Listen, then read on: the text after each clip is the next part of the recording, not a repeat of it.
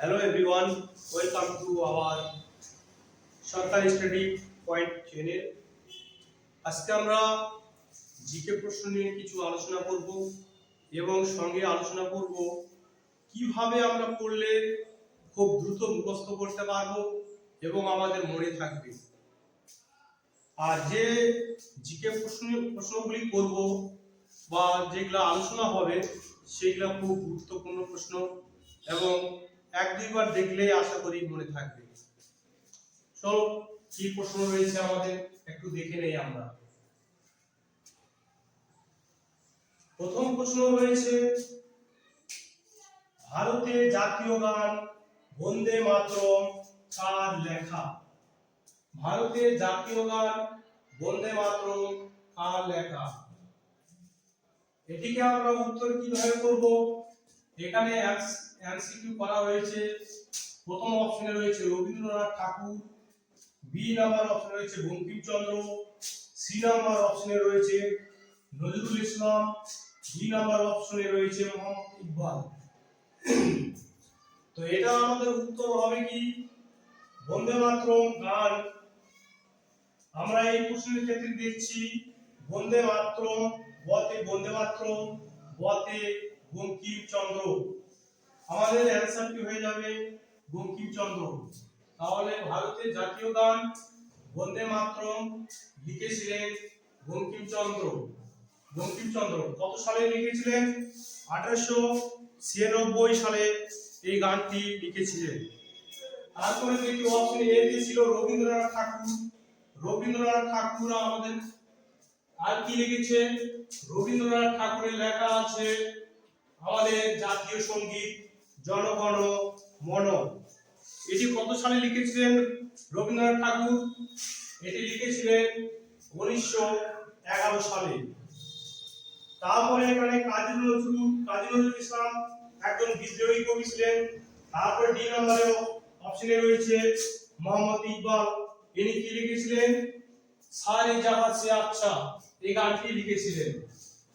যাক, আমরা এখন যেগুলা প্রশ্ন একটু মিলিত আছে সেগুলা থেকে আমরা উত্তর গ্রহণ করব।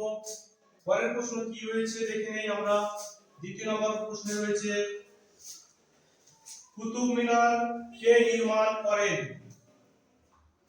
এক নম্বর অপশনে রয়েছে শাহজাহান, দুই নম্বর অপশন রয়েছে ইব্রাহিম লোদি, তিন নম্বর অপশনে রয়েছে কুতুবউদ্দিন আইবক, জি নাম্বার অপশনে রয়েছে বাবর।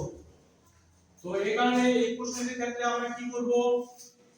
কুতুব, দেখো এখানে কুতুব মিনার কুতুব লেখা আছে, এই কুতুব থেকে কুতুবউদ্দিন আইবক আমরা এখানে সরাসরি অ্যানসারটি করব। তো আমাদের এখানে তো অ্যানসার হয়ে গেল কুতুবউদ্দিন আইবক। যাক, অন্য আর ভিডিও বাড়াবো না, খুব সংকীর্ণভাবে বাড়াবো। পরের প্রশ্নে রয়েছে, আলাই দরজা কে নির্মাণ করেন? আলাই দরওয়াজা কে নির্মাণ করেন? এখানে প্রথম এ নাম্বার অপশনে রয়েছে আলাউদ্দিন খলজি, বি নাম্বার অপশনে রয়েছে শাহজাহান, সি নাম্বার অপশনে রয়েছে ইব্রাহিম লোদি, ডি নাম্বার অপশনে রয়েছে কুতুবউদ্দিন আইবক। তো এটা এই প্রশ্নের ক্ষেত্রে আমরা কিভাবে উত্তরটি করব? আলাউদ্দিন, আলাই থেকে আলাউদ্দিন, এটির অ্যানসার আমরা করব। প্লাস আলাই দরজা কে নির্মাণ করে? আলাউদ্দিন খলজি। আলাউদ্দিন খলজি। আলাই দরজাটি কোথায় অবস্থিত? দিল্লিতে। এটাও মনে রাখা দরকার, আলাই দরজা কোথায় অবস্থিত? দিল্লিতে। পরের প্রশ্ন রয়েছে, মেঘনাদ বধ কাব্যটি কে রচনা করেন? মেঘনাদ বধ কাব্যটি কে রচনা করেন? এ নাম্বার অপশনে রয়েছে রবীন্দ্রনাথ ঠাকুর, বি তে রয়েছে নজরুল, সি তে রয়েছে মাইকেল মধুসূদন দত্ত, ডি তে রয়েছে শরৎচন্দ্র চট্টোপাধ্যায়। তো এই প্রশ্নটির ক্ষেত্রে আমরা কিভাবে উত্তরটি করব? এখানে মেঘনাদ কাব্য থেকে আমরা সরাসরি এই প্রশ্নের ক্ষেত্রে শুধু মেঘনাদ থেকে মতে মেঘনাদ মতে মাইকেল মধুসূদন দত্ত। এটা আমরা উত্তর করে নেব। পরের প্রশ্ন 5 নম্বর প্রশ্নে কি রয়েছে, প্রথম অলিম্পিক গেমস কোথায় অনুষ্ঠিত হয়? অপশন এ তে রয়েছে গ্রিস, অপশন বি তে রয়েছে লন্ডন, অপশন সি তে রয়েছে ভারত, অপশন ডি তে রয়েছে আমেরিকা। তো এই প্রশ্নটির ক্ষেত্রে আমরা কিভাবে উত্তরটি করব? অলিম্পিক গেমস, গতে এখানে গেমস, তো এই গেমস থেকে আমরা এই গ্রিক, গতে গ্রিক, এটা কি আমরা উত্তর করে নেব। তাহলে আমাদের প্রথম অলিম্পিক গেমস কোথায় অনুষ্ঠিত হয়েছিল? গ্রিসে। এবার আমরা 6 নম্বর প্রশ্ন উত্তর করব।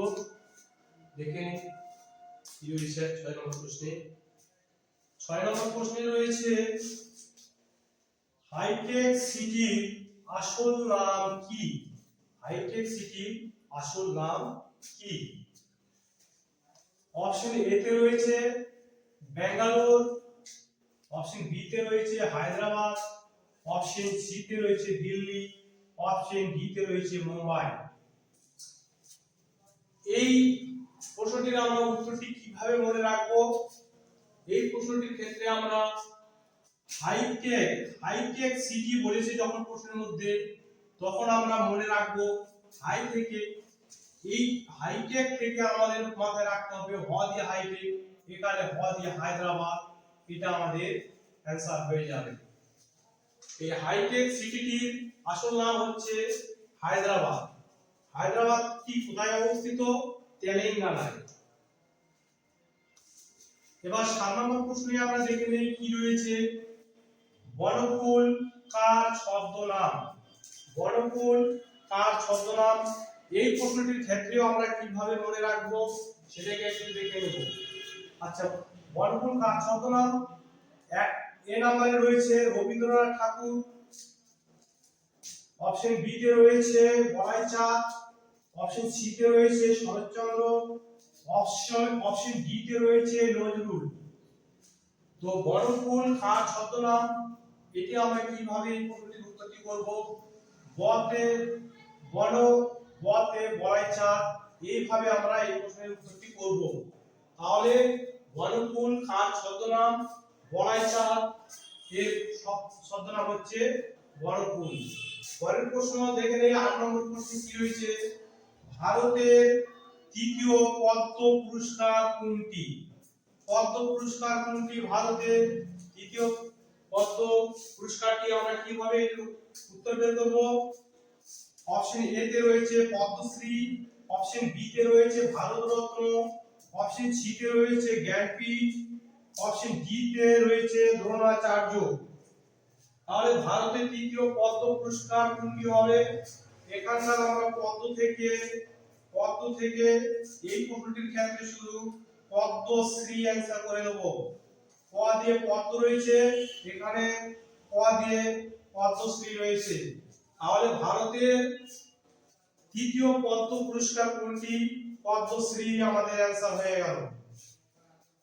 পরের প্রশ্ন 9 নম্বর প্রশ্নে কি রয়েছে, ভারতের প্রথম রাষ্ট্রপতির নাম কি? ভারতের প্রথম রাষ্ট্রপতির নাম কি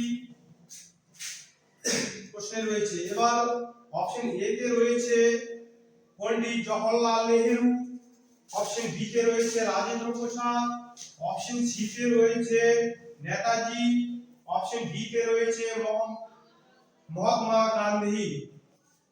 তো এই প্রশ্নটির ক্ষেত্রে আমরা উত্তরটি কিভাবে করব?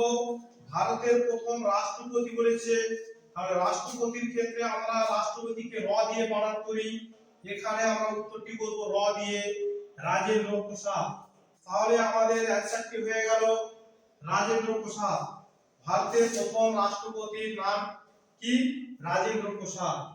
পরের প্রশ্ন আমাদের রয়েছে 10 নম্বর প্রশ্নে রয়েছে কি, ভারতের প্রথম প্রধানমন্ত্রীর নাম কি? ভারতের প্রথম প্রধানমন্ত্রীর নাম কি?